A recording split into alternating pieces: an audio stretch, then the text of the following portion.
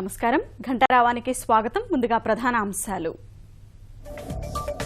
సురేష్ ప్రభుతో సుజన అశోక్ గజపతిరాజు భేటీ, రైల్వే జోన్పై చర్చ, ఈ సమావేశాల్లోనే ప్రకటించాలని వినతి.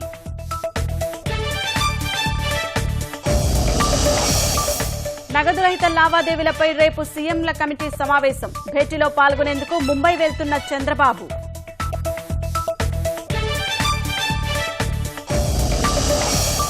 అన్ని ప్రాంతాలకు నోట్ల పంపిణీకి చర్యలు, సాధారణ స్థితికి వస్తే ఉపసంహరణకు పరిమితులు ఉండబోవన్న ఆర్బీఐ.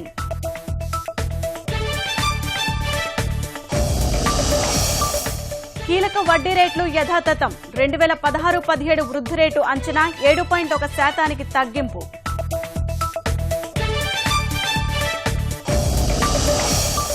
డిజిటల్ లావాదేవీలపై అవగాహన పెంచండి, దుష్ప్రచారాన్ని తిప్పికొట్టాలని ఎంపీలకు మోదీ దిశానిర్దేశం.